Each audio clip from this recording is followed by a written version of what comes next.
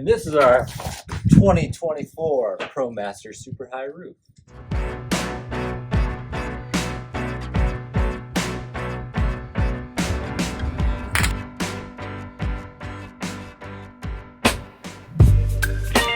The first step in installing the floor was cleaning up the mess we made. After sweeping everything up, we wiped the floor and the ribs down with denatured alcohol just to provide a clean surface for the silicone in the floor to adhere to. I forgot to bring my impact driver, but luckily I was able to get this one off. Just make sure you get each one off that will interfere with laying down the floor. Here's Ellen's morning ritual. As you can see, she's pretty jazzed about getting this floor in. We went ahead and marked the floor at the joinery with a Sharpie, so we knew how far to lay the silicone bead down.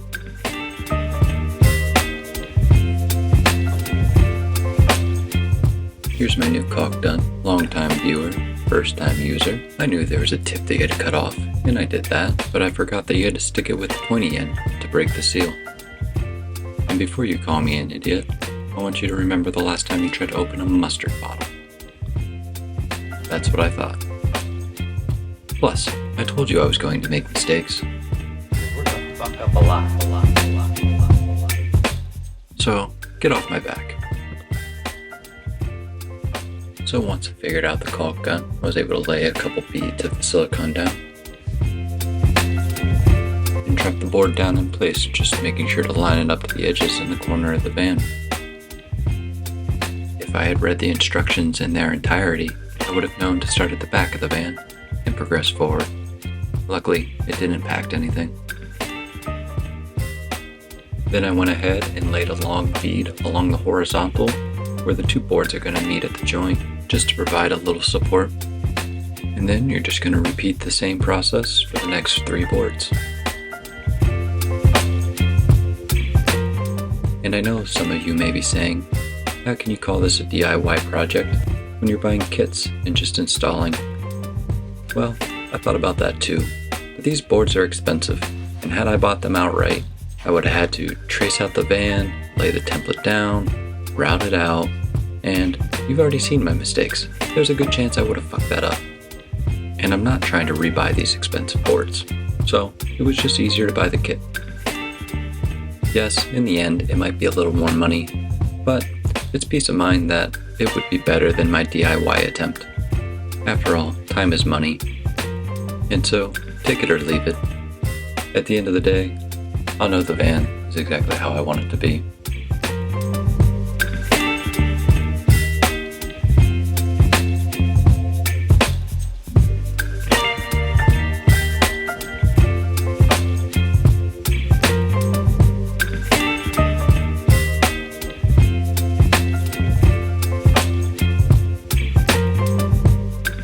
And when we dropped in the last board, it was a little rough on the right back corner, and I think that's from the ceramic insulation just spraying a little thick. There was some rubbing.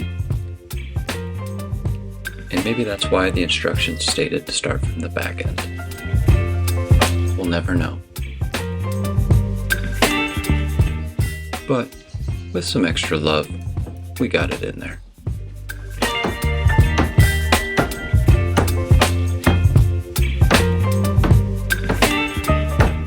And I just placed some screwdrivers in the hole where the tie downs were, just to keep everything nice and aligned. From there, it was just a matter of weighing down the van.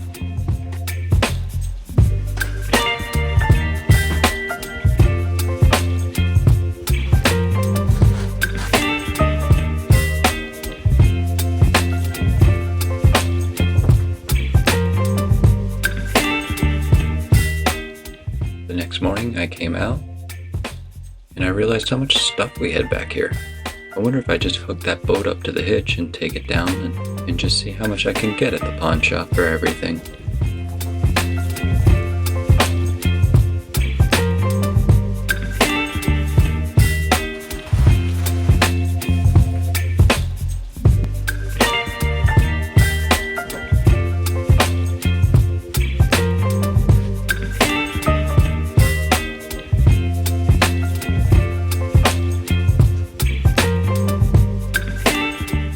There were some high points in the joint, so I just sanded it down with some 80 grit Make sure you wear your respirator for this, as there is some fiberglass.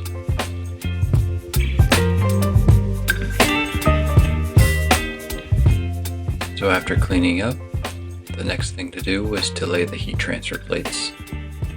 These go in first underneath the Pex tubing for the heated floor. It helps conduct the heat up into the plywood that's going to lay over top of this.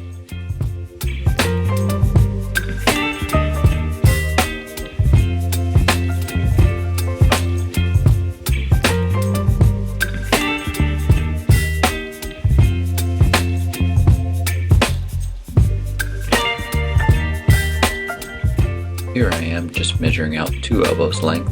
I mean, us Americans will use anything as a standard of measurement. I think the instructions called for 2 feet though. You know, I don't know why I was so confident that wasn't going to happen, but I was going to make sure it didn't happen again.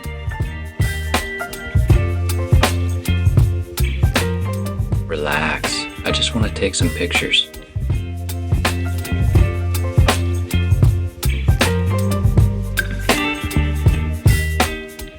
All this coffee and pounding has made me break out in a sweat. Strange for Minnesota weather.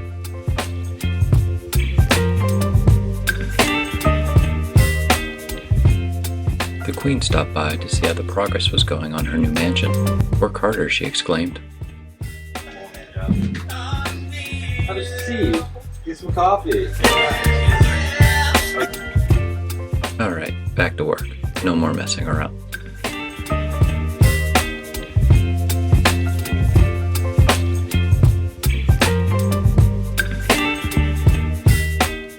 So we laid the plywood cutouts on some paper and just traced the outline of the back 2 panels, just so we could keep that later when we install whatever type of flooring we want in the back of the garage. Here I'm just feeding the pegs up through the slits in the floor so I can lay it down. Probably doesn't matter at this point, but you'll notice we started from the rear.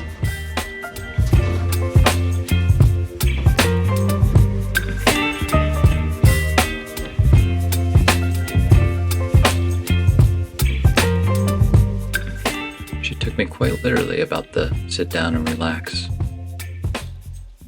I'm just kidding. It really was a one-man job. So I just took the stapler around the perimeter of the plywood. I really had no reference for how many to place, so I just kept going. Was it too many? I have no idea. We're gonna fuck up a lot. But what I do know is that floor ain't going anywhere, so I hope it never has to. Finally, we just covered the floor up with some paper to protect it. We didn't know what we were going to be doing next, and I don't want to be taking things out of the plywood or potentially just damaging anything. So, better safe than sorry.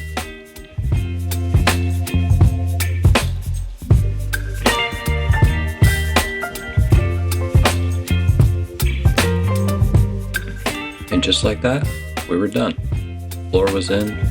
Felt good after the long days of masking and painting. This was a good win. It finally felt like we achieved something and that we were really starting the van.